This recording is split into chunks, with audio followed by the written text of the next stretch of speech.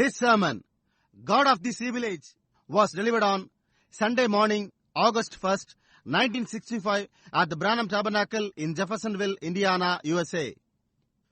நம்முடைய கர்த்தராகிய இயேசு கிறிஸ்துவின் பரிசுத்த நாமத்திற்கு மகிமை உண்டாவதாக. நம்முடைய அருமை சகோதரனும் இக்கடைசி கால தீர்க்கதரிசியுமான வில்லியம் மரியன் பிரணாம் அவர்களால் 1965 வருடம் ஆகஸ்ட் மாதம் 1ஆம் தேதி ஞாயிறு காலையில் அமெரிக்கா, இந்தியானா, ஜெஃபர்சன்வில்லில் உள்ள பிரணாம் கூடாரத்தில் God of this evil age, இப்பொல்லாத காலத்தின் தேவன் என்ற தலைப்பின் கீழ் கொடுக்கப்பட்ட செய்தியை இப்பொழுது நீங்கள் தமிழாக்கத்துடன் கேட்கப் போகின்றீர்கள்.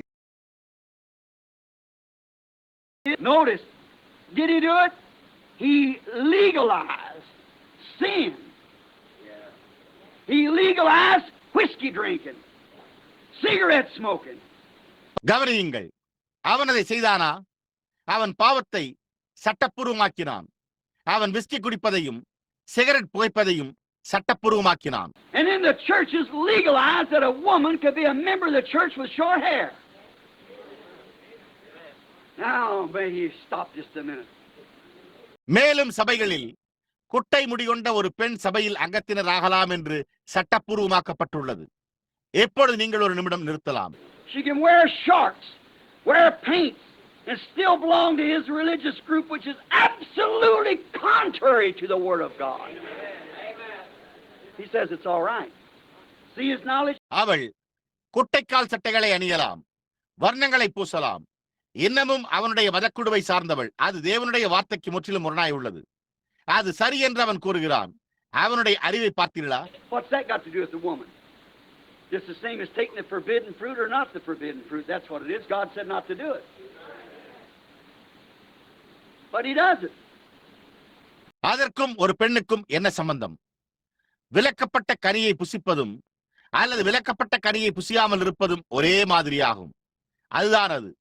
தேவன் அதை செய்யக்கூடாது என்று கூறினார், ஆனால் அவன் அதை செய்கிறான். And she believes him. And she loves him for it. She hates God. Her own actions prove she does. அவள் அவனை விசுவாசிக்கிறாள். அதற்காக அவள் அவனை நேசிக்கிறாள். அவள் தேவனை வெறுக்கிறாள். அவளுடைய சொந்த செய்கைகளே அவள் அதை செய்கிறதை நிரூபிக்கின்றன. She says she loves him, but she loves Satan. She worships a god of fashion, the god of the world, the Hollywood goddesses. அவள் அவரை நேசிக்கிறாள் என்று கூறுகிறாள். ஆனால் அவள் சாத்தானை நேசிக்கிறாள். அவள் நாகரிகத்தின் தேவனை, உலகத்தின் தேவனை, ஹாலிவுட் தேவதைகளை வழிபடுகிறாள். She loves him, but she hates the true word of God, which is the only true God there is. அவள் அவனை நேசிக்கிறாள். ஆனால் அவள் உண்மையான தேவனுடைய வார்த்தையை வெறுக்கிறாள். அதுவே அங்கே உள்ள ஒரே உண்மையான தேவனாயிருக்கிறது. Legalizes it. In the churches, there's no harm. Our women can do this, that, or the other. But in the presence of the living God, she's not even permitted to come unless she's repentant. சபைகளில் அதை சட்டப்பூர்வமாக்கி எந்த தீங்கும் இல்லை, எங்களுடைய ஸ்திரீகளால் இதை அதை அல்லது மற்றதை செய்ய முடியும் என்கின்றனர். ஆனால் ஜீவனுள்ள தேவனுடைய பிரசனத்தில் அவள் மனம் திரும்பாவிட்டால் அவள் வருவதற்கு கூட அனுமதிக்கப்படவில்லை. Sees, he is the God of worldly beauty. He is, she wants to look beautiful. And he is a God of beauty from the beginning. பாருங்கள், அவன் உலக பிரகாரமான அழகின் கடவுள். அவன்தான். அவள் அழகாக காணப்பட வேண்டும் என்று விரும்புகிறாள். அவன் ஆதி முதலே அழகுக்குரிய கடவுளாயிருக்கிறான். He can and has achieved by his knowledge and science and materials to make beauty for this modern age, modern age rather, of evil. He's made beauty. அவன் தன்னுடைய அறிவியலிலும் பொருள்களிலும் தன்னுடைய அறிவினால் சாதித்து தன்னுடைய அழகுக்காக எந்த மாதிரி காலத்தில், இந்த நவீன காலத்தில் சரியாக கூறினால் பொல்லாங்கான காலம் இது அழகுபடுத்தப்பட்டுள்ளது. Notice, it's noteworthy to notice at the beginning, Seth and his children never went the scientific way. கவனியுங்கள், அது கவனிக்கத்தக்கது. துவக்கத்தில் சேத்தும் அவனுடைய பிள்ளைகளும் ஒருபோதும் விஞ்ஞான வழியில் செல்லவில்லை. Now we're going to talk about science for a few minutes. If I say this, not excusing my ignorance, but a bunch of ignoramuses. Anything will deny the Word of God. Sure. எப்பொழுது நாம் விஞ்ஞானத்தை குறித்து ஒரு சில நிமிடங்கள் பேசப் போகிறோம். நான் இதை சொன்னால் என்னுடைய அறியாமையை மன்னித்து விடாமல், ஆனால் தேவனுடைய வார்த்தையை மறுதலிக்கிற எந்த காரியமும் அறிவற்றவர்களின் ஒரு கூட்டமே. புரிகிறதா? நிச்சயமாக. It's noteworthy. Watch it. Seth's children never went the scientific route. They were humble herdsmen, farmers, and so forth. அது குறிப்பிடத்தக்கது. அதை கவனியுங்கள். சேத்தின் பிள்ளைகள் ஒருபோதும் விஞ்ஞான பாதையில் செல்லவில்லை.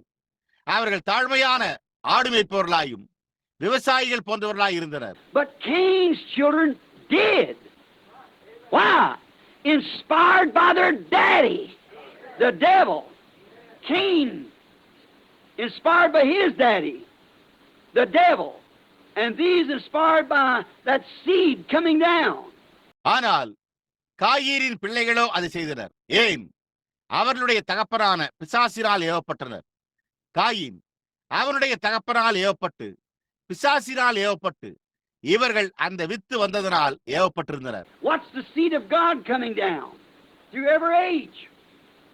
And watch where it's heading up today. Christians, genuine Christians, are not all about scientific research and stuff. No, just a minute, we'll get into that. தேவனுடைய வித்து ஒவ்வொரு காலத்தினூடாகவும் வருவதை கவனியுங்கள். அது இன்றைக்கு எதனை நோக்கி சென்று கொண்டிருக்கிறது என்பதை கவனியுங்கள். கிறிஸ்தவர்கள், உண்மையான கிறிஸ்தவர்கள், விஞ்ஞான ஆராய்ச்சி மற்றும் மற்ற காரியங்களை குறித்து யாவும் இல்லை. ஒரு நிமிடம், நாம் அதற்குள் செல்வோம். But Cain's did after the nature of the father, the devil, full of worldly knowledge, beauty and science, so forth. ஆனால் காயினோ தங்களுடைய தகப்பனின் சோபத்தின்படியே பிசாசாகிய உலக பிரகாரமான அறிவினாலும் அழகினாலும் விஞ்ஞானத்தினாலும் நிறைந்திருந்தான். Cain's children were scientific. They were educated. They was the players of music instruments, modern Elvis Presley.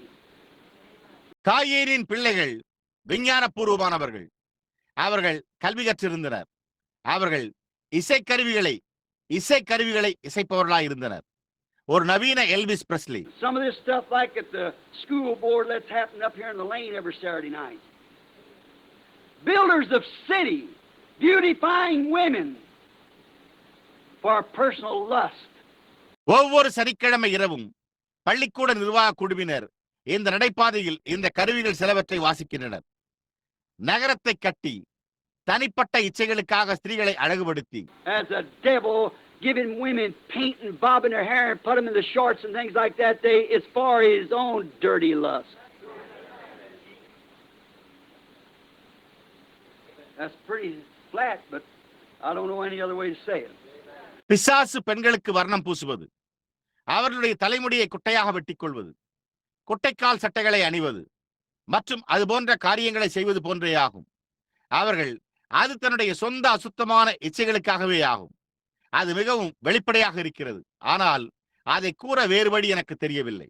Now we know that Satan's gospel is a gospel of science and progress. He preached it in Eden. Not God. Satan did. The science of progress. Science and progress is Satan's gospel. Look where he's led us to today with it. See? எப்பொழுது சாத்தானின் சுவிசேஷம் விஞ்ஞான மற்றும் முன்னேற்றத்தின் ஒரு சுவிசேஷம் என்பதை நாம் அறிவோம். அவர் அதை ஏதேனில் பிரசங்கித்தார். தேவன் அல்ல, சாத்தான் செய்தான். முன்னேற்றத்தின் விஞ்ஞானம், விஞ்ஞானமும் முன்னேற்றமும் சாத்தானின் சுவிசேஷமாயிருக்கிறது. அதனோடு இன்றைக்கு அவன் நம்மை எங்கே வழிநடத்தி இருக்கிறான் என்பதை பாருங்கள். பார்த்தீர்களா? Notice, he preached it in Eden to who? To Adam's bride. And she fell for it. He deceived her into questioning one of God's words. Let's see what he might have said.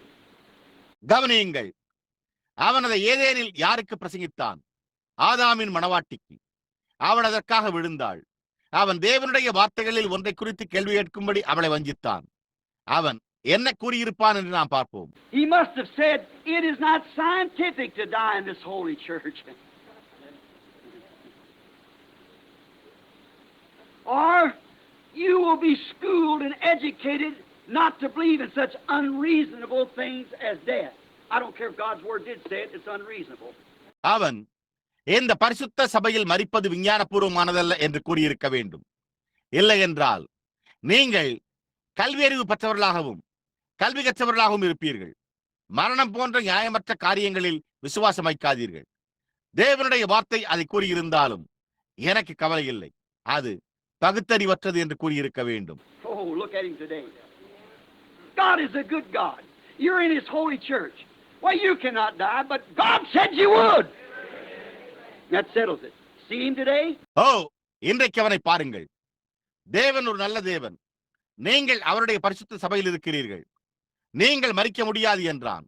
ஆனால் தேவன் நீங்கள் மரிப்பீர்கள் என்று கூறினார். அதுவே இதற்கு தீர்வாகிறது. இன்றைக்கு அவனை காண்கிறீர்களா? Just belong to church. Think what you do or this, that, or the other. Just come to church and be a good member. Cutting your hair, that's nonsense. And wearing shorts and putting on paint and going to dance. சபையை சார்ந்திருங்கள். அது நீங்கள் என்ன செய்கிறீர்கள் என்பது அல்லது இது அது அல்லது மற்றது அல்ல. சபைக்கு வந்து ஒரு நல்ல அங்கத்தினராயிருங்கள். உங்கள் தலைமுடியை வெட்டுவது அது அர்த்தமற்றது. குட்டைக்கால் சட்டைகளை அணிந்து கொண்டு வர்ணம் பூசிக்கொண்டு நடனமாட சென்று A little beer once in a while won't hurt you as long as you don't indulge in it. Frankly, I wish your children would take it so that they can learn whether they liked it or not. There he is! The God of this age, this evil age. நீங்கள் அதில் ஈடுபடாத வரையில் எப்பொழுதாவது ஒரு முறை சிறிது மதுபானம் உங்களை பாதிக்காது. வெளிப்படையாக கூறினால் பிள்ளைகளாகிய நீங்கள் அதை ஏற்றுக்கொள்ள வேண்டும் என்று நான் விரும்புகிறேன். அப்பொழுது அவர்கள் அதை விரும்பினாலும் அல்லது விரும்பாவிட்டாலும் அவர்கள் கற்றுக்கொள்ள முடியும் என்றேன். இதோ அவன் இந்த காலத்தின் இந்த பொல்லாத காலத்தின் தேவனாயிருக்கிறான். God is a good God. I've heard that so much you'll get sick. God is also a God of justice. He ain't an old doty grandpa that can be pushed around. His grandkids don't have any sin. தேவன் ஒரு நல்ல தேவன். நான் சுகவீனம் அடையும் அளவிற்கு நான் அதை அதிகமாக கேள்விப்பட்டிருக்கிறேன். தேவன் நீதியின் தேவனாக கூட இருக்கிறார். அவர் வற்புறுத்தப்படக்கூடிய ஒரு வயோதிக அறிவு கூர்மையற்ற பாட்டனார் அல்ல. அவருடைய பேர பிள்ளைகளுக்கு எந்த பாவமும் கிடையாது. He's a God of justice and holiness. He proved in the Garden of Eden by his first children. You cross that line of one of his words, you're dead. Same thing applies today. அவர் நீதியும் பரிசுத்தமும் கொண்ட தேவனாயிருக்கிறார். அவர் அதை தம்முடைய முதல் பிள்ளைகள் மூலம் Eden தோட்டத்தில் நிரூபித்தார். அவருடைய வார்த்தைகளில் ஒன்றை குறித்த அந்த எல்லைக்கோட்டை நீங்கள் கடந்தால் நீங்கள் மரித்து விட்டீர்கள். அதே காரியம் இன்றைக்கும் பொருந்தும். And notice, he preached that kind of a scientific, social, educated, progressive gospel to eat. கவனியுங்கள், அவன் ஏவாளுக்கு அந்த விதமான ஒரு விஞ்ஞான சமுதாய கல்லூரி பெற்ற முற்போக்கான நற்செய்தியை ஏவாளிடம் பிரசங்கித்தான். And Adam's bride believed it. And he has succeeded in filling the so-called bride of Christ, the church of the second Adam. ஆதாமின் மணவாட்டி அதை விசுவாசித்தாள்.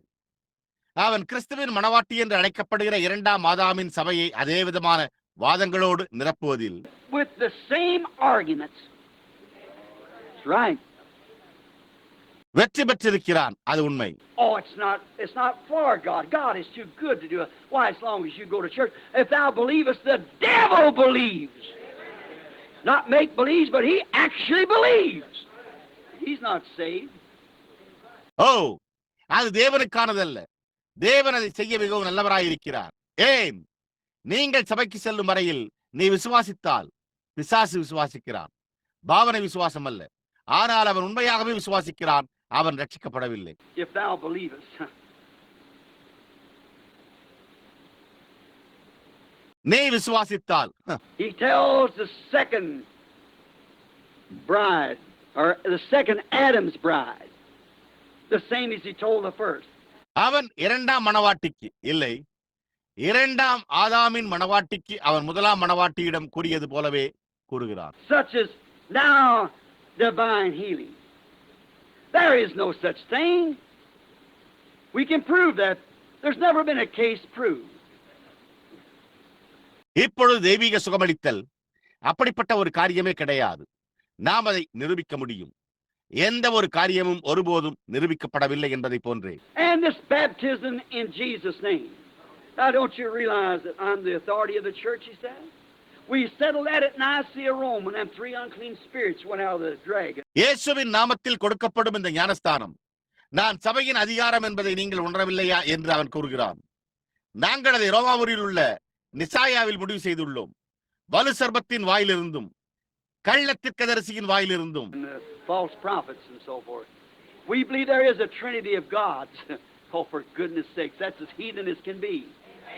You never come before God with such a thing as that. Try to stand his presence. 3 அசுத்த ஆவிகள் போன்றவை புறப்பட்டு சென்றன. திரித்துவ தேவர்கள் உண்டு என்று நாங்கள் விசுவாசிக்கிறோம். ஓ, நன்மை நிமித்தமாக அது அஞ்ஞானத்தனமாகவே உள்ளது. அதை போன்ற ஒரு காரியத்தோடு நீங்கள் ஒருபோதும் தேவனுக்கு முன்பாக வர வேண்டாம். அவருடைய பிரசனத்தில் இருக்க முயற்சி செய்யாதீர்கள். Oh, it don't make any difference if you're baptized in the titles of Father, Son, Holy Ghost. What difference does it make? ஓ, நீங்கள் பிதா, குமாரன், பரிசுத்த ஆவியின் நாமத்தில் ஞானஸ்தானம் பண்ணப்பட்டாலும் அது எந்த வித்தியாசத்தையும் உண்டு பண்ணுகிறதில்லை. அது என்ன வித்தியாசத்தை உண்டு பண்ணுகிறது? It made so much difference. Until Paul commanded a bunch of Baptists that they had to be rebaptized in the name of Jesus Christ before the Holy Ghost would ever come on them. Pavul ஒரு கூட்ட பாப்டிஸ்டுகளுக்கு பரிசுத்த ஆவியானவர் அவர்கள் மேல் வருவதற்கு முன்பு அவர்கள் மறுபடியும் இயேசு கிறிஸ்துவின் நாமத்தில் ஞானஸ்தானம் பண்ணப்பட வேண்டியதா இருந்தது என்று கட்டளையிடும் வரை அது அதிக வித்தியாசத்தை உண்டு பண்ணியது. And also caused that apostle to scream out and said, if an angel comes from heaven and preaches anything else, let him be cursed. Sure, it makes a difference. Oh my. மேலும் அந்த அப்போஸ்தலரையும் கூச்சலிட செய்து, வானத்திலிருந்து வருகிற ஒரு தூதன் வேற எதையாவது பிரசங்கித்தால் அவன் சபிக்கப்பட்டவனாய் இருக்க கடவன் என்று கூறினான். நிச்சயமாக அது ஒரு வித்தியாசத்தை உண்டு பண்ணுகிறது. ஓ, என்னே. There's no such a thing as the baptism of the Holy Ghost in these days. That was only for the apostles. It's past. And such a thing as prophets, not even known of. Miracles, they're unscientific. இந்த நாட்களில் பரிசுத்தாவின் அபிஷேகம் என்று அப்படிப்பட்ட ஒரு காரியமே கிடையாது. அது அப்போஸ்தலர்களுக்கு மாத்திரமே ஆகும். அது கடந்து விட்டது. தீர்க்கதரிசிகள் என்று அப்படிப்பட்ட ஒரு காரியமா? அது கூட அறியப்படவில்லை. அற்புதங்களா? அவைகள் அறிவியலற்றவை. Malachi 4, that was for another age. John 14:12, oh, Jesus didn't really mean that. மல்கியா 4, அது மற்றொரு காலத்திற்கானதா இருந்தது. யோவான் 14:12, ஓ, இயேசு அதை உண்மையாகவே பொருட்படுத்தி கூறவில்லை. Luke 17:30, oh, that was just a myth. It's misinterpreted. It wasn't in the original. Such Tommy Rock. லூக்கா 17:30, ஓ, அது ஒரு கட்டுக்கதை. பாருங்கள், அது தவறாக வியாக்கியானம் செய்யப்படுகிறது. அது மூலப்பிரதியில் இல்லை என்றனர். அப்படிப்பட்ட முட்டாள்தனம். When God Almighty comes down in our midst and proves it. When he says that Jesus Christ is the same yesterday and forever, he proves that so. Don't care who says not about it, God interprets his own word.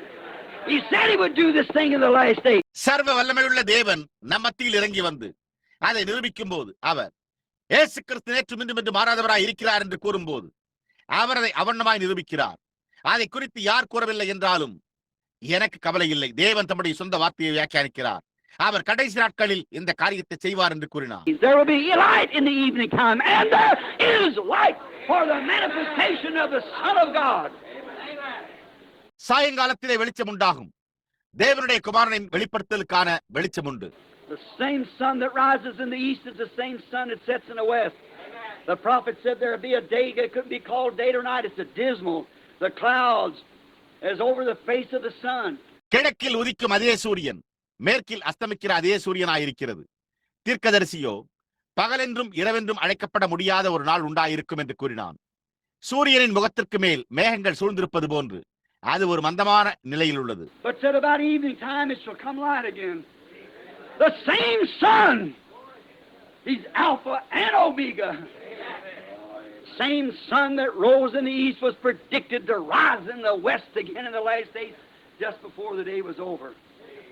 ஆனால் சாயங்கால நேரத்திலே மறுபடியும் வெளிச்சம் உண்டாகும் என்றான். அதே குமாரன் அவர் அல்பாவும் ஒமேகாவுமாயிருக்கிறார். கிழக்கில் உயிர்த்தெழுந்த அதே குமாரன் அந்த நாள் முடிவடைவதற்கு சற்று முன்னர் கடைசி நாட்களில் மீண்டும் மேற்கில் எழும்புவார் என்று முன்னுரைக்கப்பட்டது. I don't know how they interpret it. God interprets his own word. He proves it. This is the evening time. அவர்கள் அதை எப்படி வியாக்கியானிக்கிறார்கள் என்று எனக்கு தெரியவில்லை. தேவன் தம்முடைய சொந்த வார்த்தையை வியாக்கியானிக்கிறார். அவர் அதை நிரூபிக்கிறார். இது சாயங்கால நேரம். It's sad, but she sure fell for it again. Christ's bride fell for it and took the intellectual knowledge of some seminary preacher instead of believing the pure vindicated word of God. அது வருத்தமாக இருக்கிறது. ஆனால் அவள் நிச்சயமாக மீண்டும் அதற்காக விழுந்தாள். கிறிஸ்துவின் மணவாட்டி அதற்காக விழுந்து போய் சுத்தமான உபகாரப்படுத்தப்பட்ட தேவனுடைய வார்த்தையை விசுவாசிப்பதற்கு பதிலாக ஒரு வேதப்பாட கருத்தரங்கு பிரசங்கியாரின் அறிவுத்திறன் கொண்ட அறிவை எடுத்துக்கொண்டாள். Now, ministers out yonder in the land wherever you are, you might disagree with this. I'm not hurting you. I'm talking to my own group. I'm just trying to. If you want to set in, I'll sure be glad for you to hear it. And then you listen at it. Hallelujah. இப்பொழுது தேசத்தில் உள்ள ஊழியக்காரர்களாகி நீங்கள் எங்கிருந்தாலும் நீங்கள் இதனோடு இணங்காமல் இருக்கலாம். நான் உங்களை புண்படுத்தவில்லை. நான் என்னுடைய சொந்த குழுவிடம் பேசிக் கொண்டிருக்கிறேன். நான் முயற்சித்துக் கொண்டிருக்கிறேன். நீங்கள் உட்கார விரும்பினால் நீங்கள் அதை கேட்பதற்கு நான் நிச்சயம் மகிழ்ச்சி அடைவேன். அப்படியானால் நீங்கள் அதற்கு செவி கொடுங்கள். பார்த்தீர்களா? But I'm just telling them what they have seen and showing it to them, but God proving that it's right. ஆனால் அவர்கள் கண்டுள்ளதை அவர்கள் என்ன கண்டிருக்கிறார்கள் என்பதை நான் அவர்களுக்கு கூறி அதை அவர்களுக்கு காண்பிக்கிறேன்.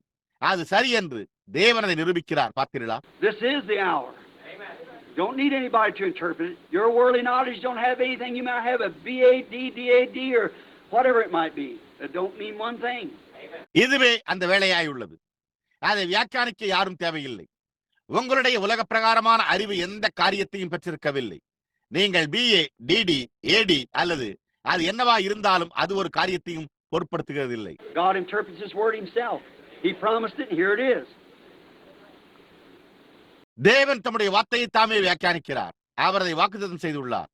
இதோ அது உள்ளது. But by the knowledge of seminary, denominational preaching has caused the whole world to wonder after the beast, whose deadly wound was healed from pagan to papal. ஆனால் வேதாகம கருத்தரங்கு ஸ்தாபன பிரசங்கம் பற்றிய அறிவினால் அம்மிருகத்தின் சாவுக்கேதுவான காயம் சுஸ்தமாகி முழு உலகமும் வியப்படை செய்திருக்கிறது.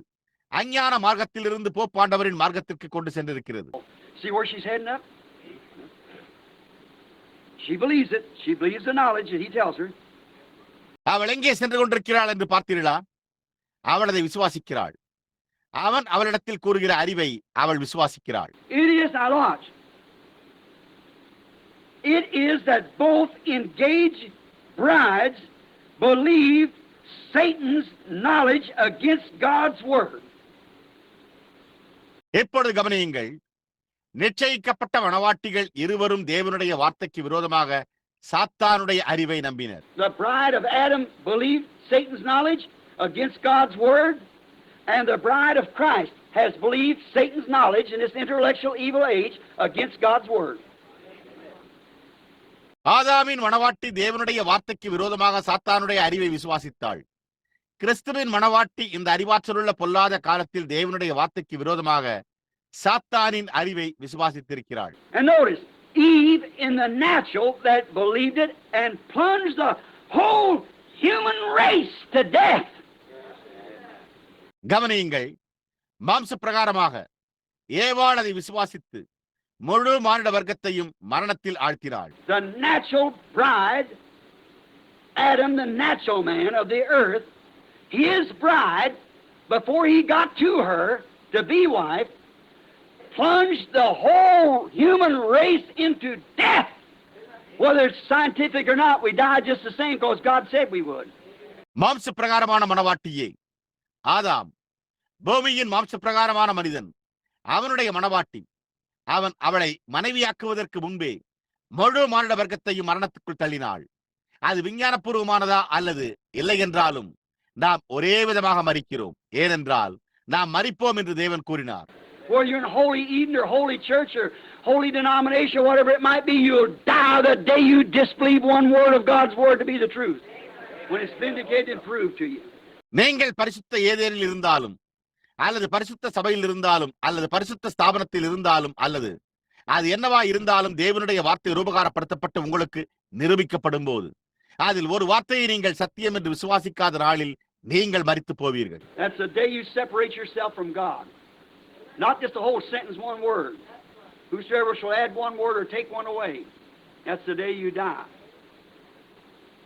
அந்த நாளிலே நீங்கள் உங்களை தேவனிடத்திலிருந்து பிரித்துக் கொள்கிறீர்கள்.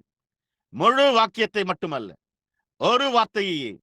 எவனாகிலும் ஒரு வார்த்தையை கூட்டினால் அல்லது ஒரு வார்த்தையை எடுத்து போட்டால் அந்த நாளிலே நீங்கள் மரிப்பீர்கள். Notice, Adam's bride caused natural death to her race, the human race.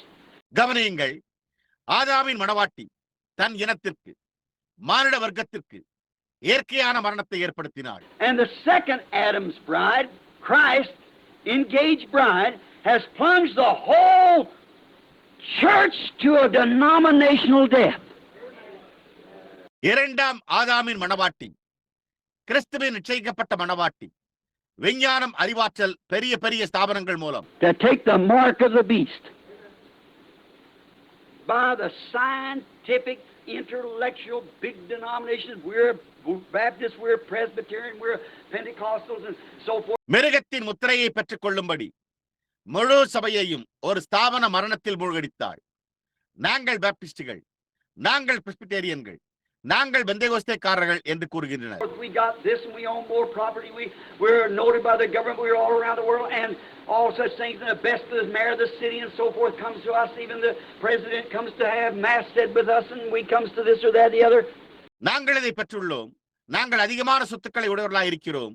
நாங்கள் அரசாங்கத்தால் குறிப்பிடப்பட்டிருக்கிறோம். நாங்கள் உலகத்தை சுற்றிலும் இருக்கிறோம் என்றும் அப்படிப்பட்ட எல்லா காரியங்களும் உள்ளன.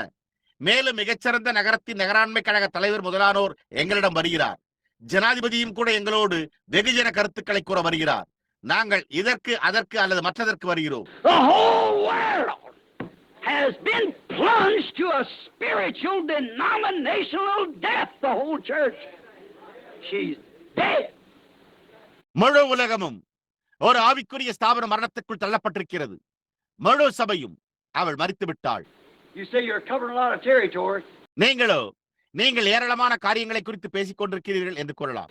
Jesus said, as it was in the days of Noah, where 8 souls were saved, so shall it be at the coming of the Son of Man. In the days of Lot, where 3 was brought out of Sodom, at that day. இயேசு நோவாவின் நாட்களில் 8 பேர் ரட்சிக்கப்பட்டது போல அப்படியே மனுஷகுமாரனுடைய வருகையிலும் நடக்கும் என்றார். லோத்தின் நாட்களில் சோதோமில் இருந்து 3 பேர்கள் வெளியே கொண்டு வரப்பட்டனர். அந்நாளிலே there's already a group already out, remember. But as it was then, when the Son of Man will be manifested, look where we're living. இப்பொழுது ஏற்கனவே ஒரு குழு உள்ளது என்பதை நினைவில் கொள்ளுங்கள். ஆனால் அப்பொழுது இருந்தது போலவே அப்பொழுது மனுஷகுமாரன் வெளிப்படுவார் என்னே ஒரு நாள் என்பதை பாருங்கள்.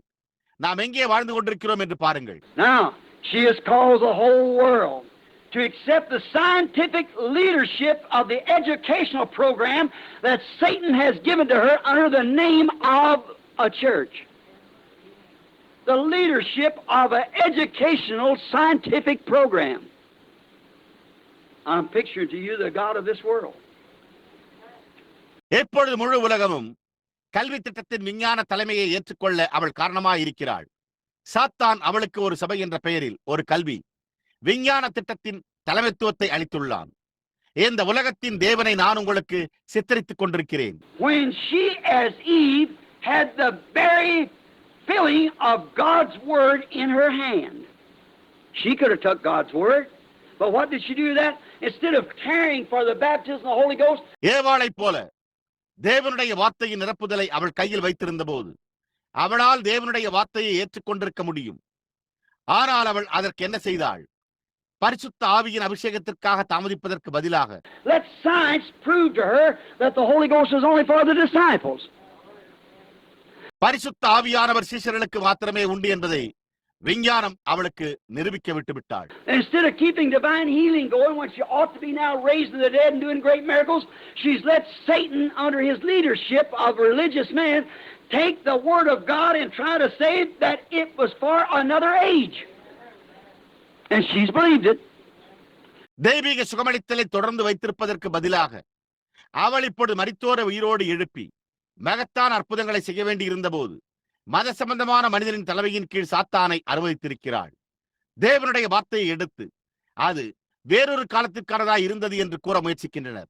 அவள் அதை விசுவாசித்திருக்கிறாள். When the Bible said, "The things that I do shall you do also," Jesus said that. Go ye into all the world and preach the gospel to every creature. We're still creatures. வேதம் நான் செய்கிற கிரியைகளை நீங்களும் செய்வீர்கள் என்று கூறியுள்ளது. இயேசு அதை கூறினார். நீங்கள் உலகமெங்கும் போய் சர்வ சிருஷ்டிக்கும் சுவிசேஷத்தை பிரசங்கியுங்கள். நாம் இன்னமும் சிருஷ்டிகளாகவே இருக்கிறோம். These signs shall follow every one of them that believe. She denies every bit of it. விசுவாசிக்கிற ஒவ்வொருவரையும் எந்த அடையாளங்கள் பின்தொடரும்.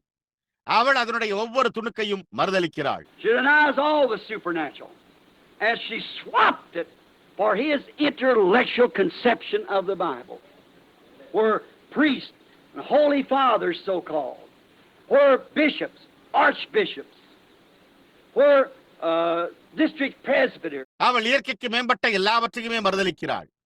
வேதத்தை குறித்த அவனுடைய அறிவார்ந்த கருத்துக்காக அவள் அதை மாற்றிக்கொண்டாள். அங்கே குருமார்கள், பரிசுத்த பிதாக்கள் என்று அழைக்கப்படுபவர்கள், அங்கு பேராயர்கள், தலைமை பேராயர்கள், மாவட்ட போதகர்கள், general overseers and so forth, has put their own interpretation to it, and God has let them sit there dead as 12 o'clock. பொது கண்காணிகள் போன்றவர்கள் அதற்கு தங்களுடைய சொந்த வியாக்கியானத்தை அளித்துள்ளனர். தேவன் அவர்களை அங்கே நள்ளிரவை போல மரித்து போக விட்டு விட்டார்.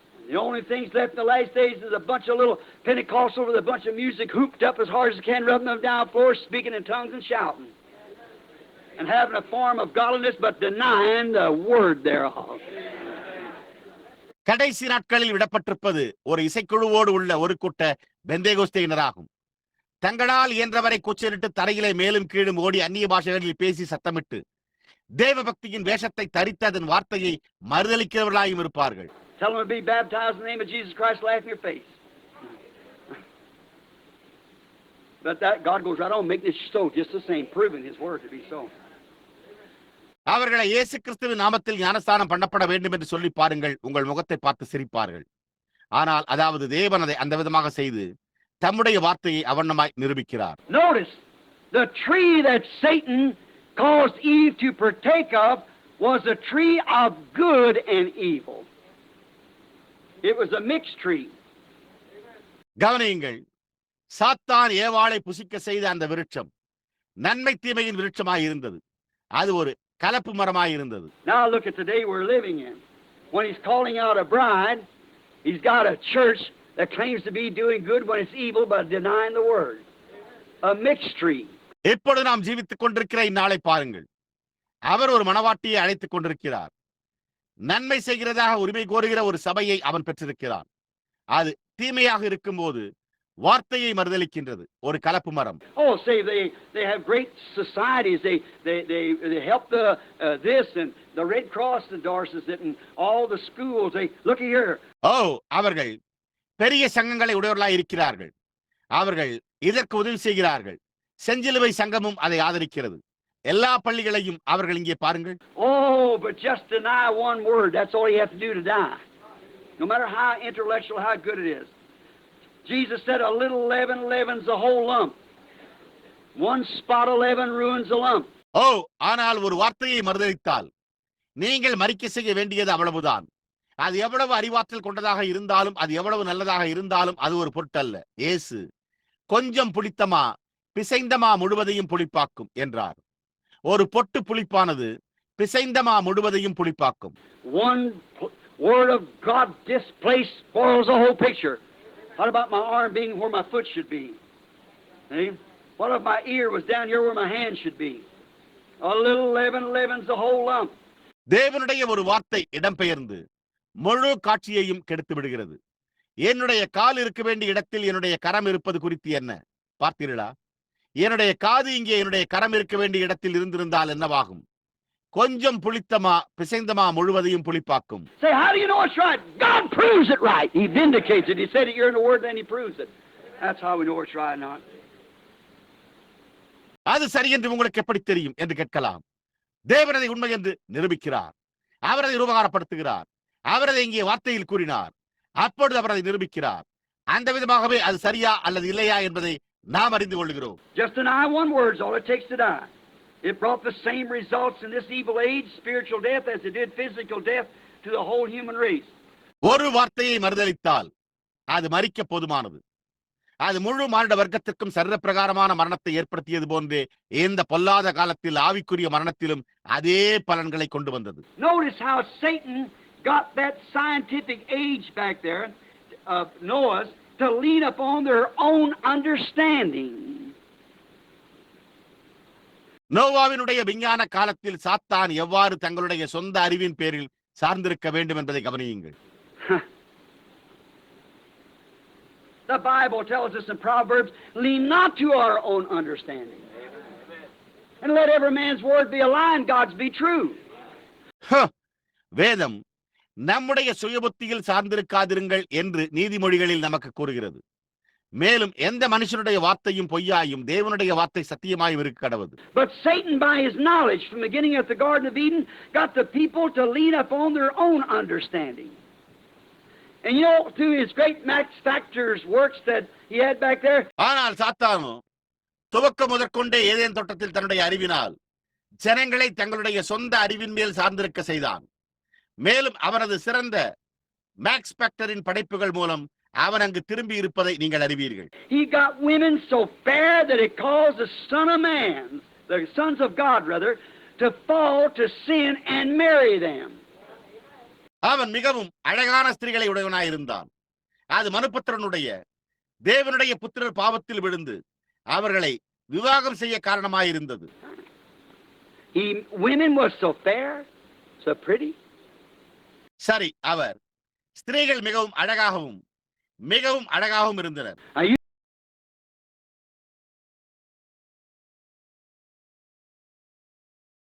You take an ordinary woman on the street today. A lot of you has read the story. You never heard it because before my days. Pearl Bryant.